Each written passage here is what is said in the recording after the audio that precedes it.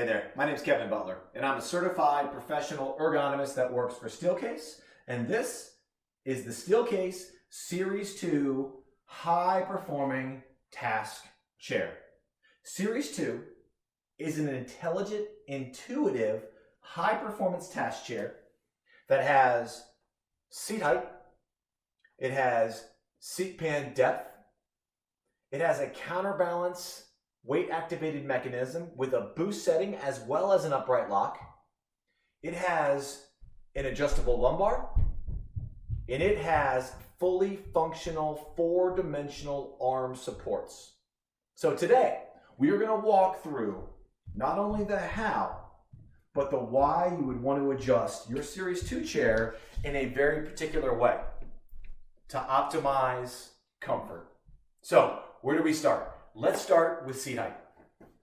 So to get to seat height, you come around here to the right side. There is a lever right here where if I want the chair to go up, I actually kind of pop out of the chair a little bit. I push down on the lever and the chair pops up. Now to get it to go down, I stay seated, hit that lever again, and the chair will go down. Now, where do I want this to be?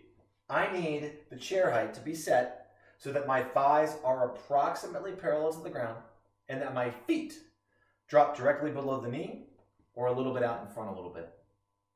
Now, what about seat pan depth? Well, if you go to the seat height lever and you go underneath the seat pan, right at the same spot, there's a little lever there that you can hear. That is the seat pan depth adjustment lever. To adjust the seat pan depth, I'm going to want to engage that lever. Again, come out of the chair just a tad. And now I have an incredible seat pan depth range. Now, where do I want this to be set? The only criteria that I use for seat pan depth is after I'm fully in the chair, you have to make sure that the front edge of the seat pan does not come into contact with the back of the knee. A lot of people like to use finger width as a guide. So 2 or 3 finger widths is sufficient as far as clearance between the front of the seat pan and the back of the knee. If it gets a little bit too close, it has the potential for some circulation challenges from the knee down. So you want to make sure that you have enough space there. Okay? Now, let's come around here to the tension. As I mentioned before, this is a counterbalance or weight activated mechanism. So what that means is this chair has all the way counterclockwise. This chair has true counterbalance. It has a boost setting, and it has upright lock. So let's go back all the way counterclockwise, 2 clicks to true counterbalance. What does that mean? That means that this chair senses the amount of weight on the seat pan. So if I apply more weight here, it is more difficult to push the chair back. In other words, more support. Okay? So if I have more mass in the upper body and I apply more weight to the seat pan, it knows to apply more support so that I am properly supported, whether I want to sit upright, all the way reclined, or back up, or really anywhere in between. So this is true counterbalance all the way to the left.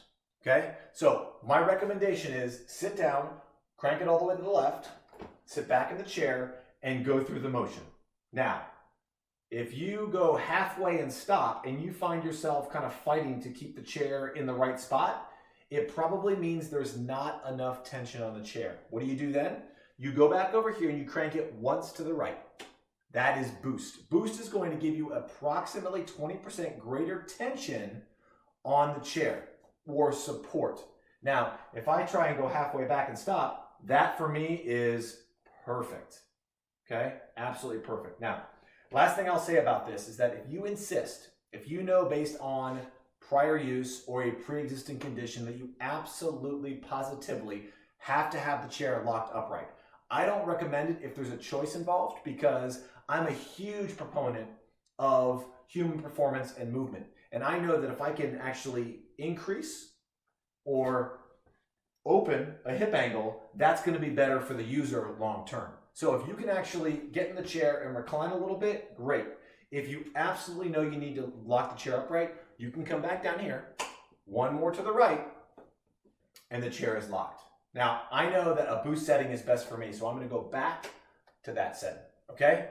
Now, what's next? Well, let's go to the adjustable lumbar. There are 2 little levers on the side here, and they're connected to the adjustable lumbar support. So where do I want this? I want the adjustable lumbar support to be in what we call the apex of the lumbar spine, where the lumbar spine curves in the greatest. That spot is where I want to nestle the lumbar support, okay? So I can move this very easily up and down, and I'm going to pick a spot, sit back in the chair, and right there it's a little bit low. So I'm going to come back over here, just up a little bit more, tuck back in the chair, and that's it. That's perfect, okay? Now, the last thing we want to do is the armrests.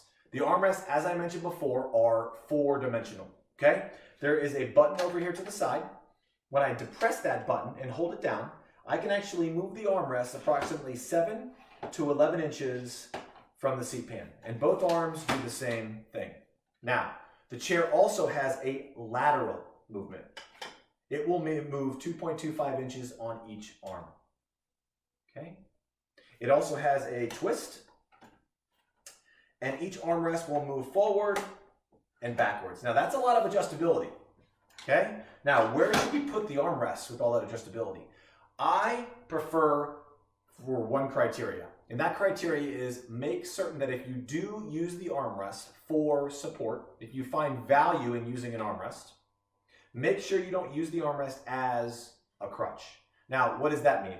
That means that the armrest maybe is a little bit too high, and in order to actually get work done, you actually find yourself relying on or pushing down or compressing that elbow. Bad things can happen when you start compressing on that elbow, even on a really, really comfortable armrest like this. So if you want to use the armrest for support, bring them up just enough so that you get the support you need, but that you're not putting yourself in awkward postures and certainly not inducing any contact stress at the elbow. And that's it. That is how to optimize the Steelcase Series 2 chair. Good luck, you can do it, and stay safe.